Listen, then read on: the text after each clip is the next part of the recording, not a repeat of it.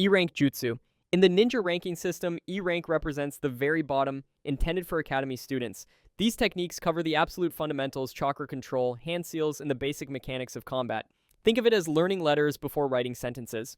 Without this stage, there's no progress. Although E-rank Jutsu are simple, they're still memorable. A few classic examples include body replacement technique.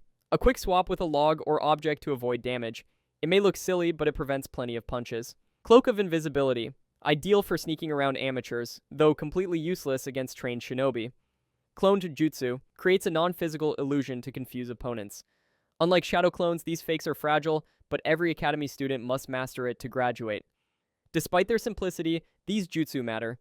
They teach patience, chakra discipline, and survival basic skills no ninja can skip. E-rank also gave us some of Naruto's most iconic comedic moments. Take Kakashi's prank move, 1,000 Years of Death, which sent Naruto flying with sheer humiliation. Gaara himself even got hit with a modified version complete with an explosive tag during a Jinchuriki clash. Then there's Sexy Jutsu, Naruto's outrageous transformation into a nude woman to distract enemies. Ridiculous as it sounds, it worked on everyone from Ebisu to the 3rd Hokage and even Jiraiya. Naruto passed it down to Konohamaru, who later created wild variants like Harem Jutsu and Stranger Spins. Surprisingly, these moves were plot relevant. Sexy Jutsu helped Naruto trick Hiruzen early on, and Harem Jutsu even distracted Kaguya long enough for Team 7 to land a decisive strike. Ultimately, E-rank Jutsu may be the lowest tier, but they set the foundation, save lives, and deliver unforgettable comedy. From log swaps to absurd pranks, every shinobi's journey begins here. If you're enjoying the content, don't forget to hit that subscribe button and ring the bell for notifications. Think of it like casting Shadow Clone Jutsu. Every click multiplies your support and helps me keep bringing you more awesome anime breakdowns. By subscribing, you're not just following the channel, you're becoming part of this squad of true anime fans. And hey, got any ideas or requests for future videos? Drop them in the comments, I check them all, and your input really helps shape what comes next. D-rank Jutsu. D-rank Jutsu marked the first real step forward after the academy basics. Once a student graduates to Genin, these techniques become their primary tools. They're still simple, don't drain much chakra, and won't decide the outcome of major battles, but they provide the groundwork every shinobi needs. Even the most legendary ninjas started here.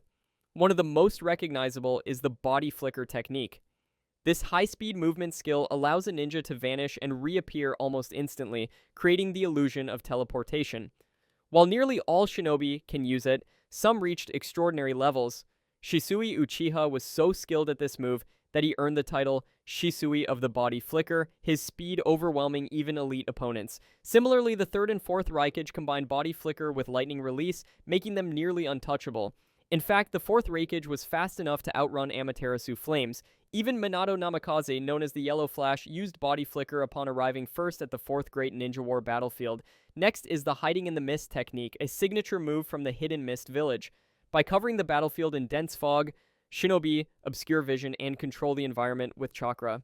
For masters like Zabuza Momochi, sight wasn't necessary. Sound, vibrations, and sheer killing intent guided his strikes.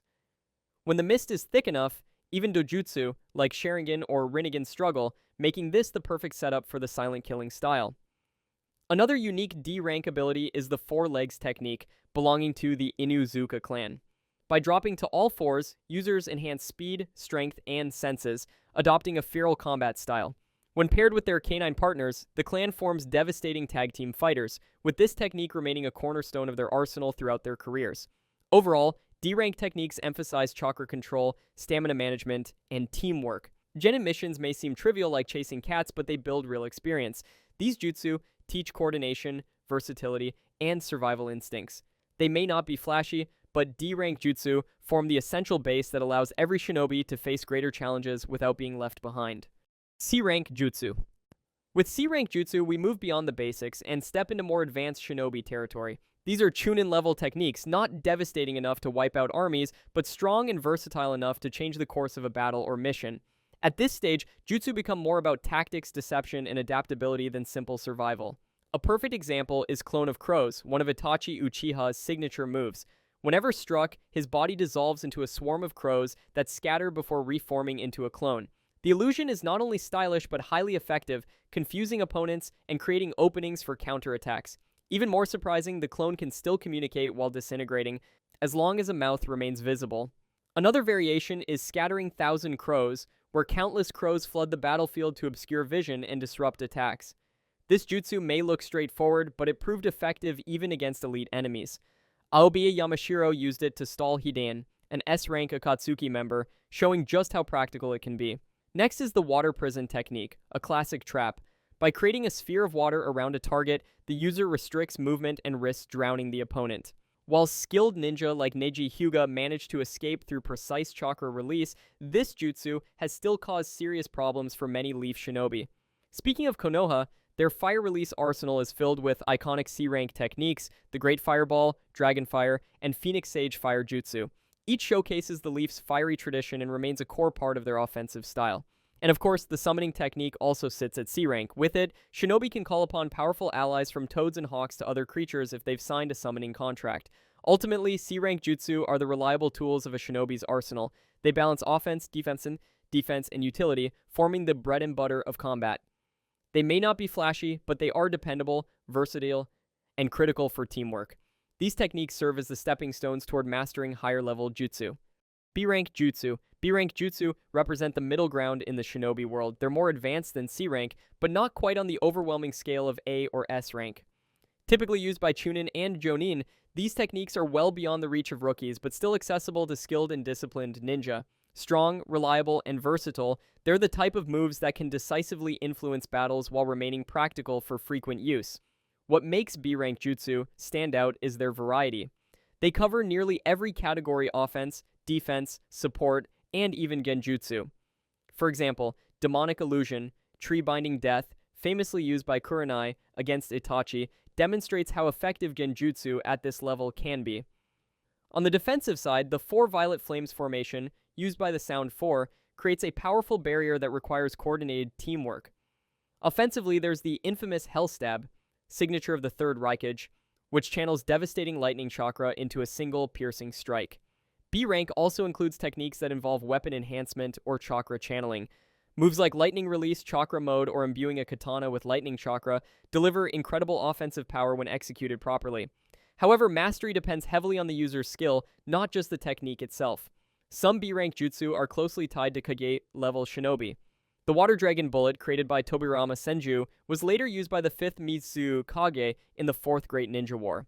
Fire Release, Great Fire Annihilation, unleashed by Edo Tensei Madara, showcased just how destructive a B-rank fire technique could be, especially when used against all 5 Kage simultaneously. Another example is the Flying Thunder God Slash, a precursor to Tobirama's famous S-rank Flying Raijin Jutsu. Even as a B-rank move, it carried incredible tactical value, laying the groundwork for one of the most overpowered techniques in the series. In the end, B-rank jutsu strike a perfect balance of power and practicality. They're versatile tools that can adapt to offense, defense, or support roles, making them essential for shinobi who want to handle unpredictable missions and survive in real combat. A-rank. A-rank jutsu stand among the more advanced techniques in the Naruto universe. They aren't the kinds of moves any average shinobi can pull off. Usually only elite-level ninjas such as Jonin or higher are capable of executing them properly. These techniques demand massive chakra reserves, pinpoint accuracy, and sometimes extensive preparation. Their destructive output is significant, often influencing entire battlefields. Take Naruto's Rasengan as a clear example. Not only does it require extraordinary chakra control and steady focus, but its larger variations can unleash devastating force. The ranking of a jutsu often comes down to its complexity. Rasengan itself illustrates this perfectly. While Naruto eventually used it repeatedly, the technique is far from simple. It requires 3 simultaneous actions: maintaining chakra rotation, applying raw power, and sustaining its containment.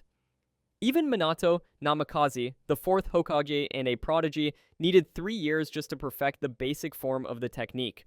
Some A-rank jutsu also rely heavily on timing and specific conditions. Take Chidori, mastered by Kakashi and Sasuke. It's an incredibly fast and lethal strike that can pierce through almost anything, but it demands incredible speed, flawless precision, and most importantly, the Sharingan to control its drawbacks.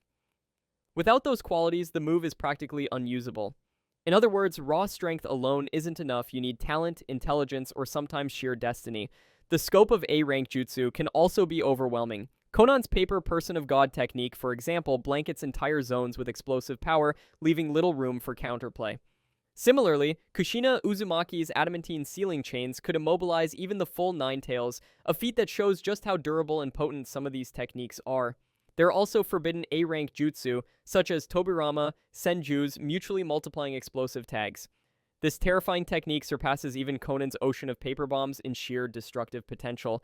Ultimately, A-rank jutsu are usually reserved for decisive battles or large-scale confrontations. Whether it's overwhelming an enemy with a perfect combo, reshaping the battlefield with wood release, or healing an entire army, these techniques symbolize mastery. Being able to wield them marks a shinobi as truly exceptional, possibly even worthy of becoming Hokage one day. S-rank. S-rank jutsu represent the absolute peak of shinobi techniques in the Naruto universe. These aren't just stronger than A-rank, they stand in a class of their own, considered the most dangerous and extraordinary moves in existence. What makes them fascinating is that many are exclusive to specific individuals, functioning almost like personal trademarks that define their legacy in the ninja world. Because of their extreme difficulty and risk, there are relatively few S-rank jutsu. Each one is significant enough to deserve its own spotlight. A prime example is the Reaper Death Seal, a forbidden technique that can bind an enemy's soul for eternity. The cost, however, is nothing short of lethal. The user must sacrifice their own life to activate it. Despite the steep price, its power is undeniable, capable of sealing even the most overwhelming forces. Another iconic technique is Edo Tensei, another kenjutsu pioneered by Tobirama Senju. This resurrection method recalls the dead as immortal soldiers bound to the summoner's will. Its destructive potential became clear when the first and second Hokage were revived, forcing the third Hokage to counter with the Reaper Death Seal. The idea of controlling immortal warriors as weapons highlights just how catastrophic misuse of this jutsu can be. Then there's Sasori's performance of 100 puppets. Unlike other techniques, its power doesn't just come from chakra output, but from sheer control and mastery. Directing 100 puppets simultaneously in battle while maintaining deadly precision is no small feat. Sasori himself claimed to have annihilated an entire nation with this technique, underscoring its terrifying scale. S-rank jutsu aren't just powerful, they're game changers. They typically emerge in major conflicts, often turning the tide of battle entirely. Mastery of one signals that the shinobi is operating at KJ level, or at the very least among the strongest jonin. From a storytelling perspective, S-rank techniques serve as pivotal moments within the series. They don't simply deliver spectacle, they often drive the plot forward, creating dramatic turning points or resolving seemingly impossible conflicts. In short, whenever an S-rank jutsu appears, it's more than a fight, it's a defining moment in the Naruto world. That's it for today's breakdown. If you enjoyed diving into these jutsu with me, make sure to hit subscribe and turn on notifications. Join our ninja squad so you never miss the next epic analysis.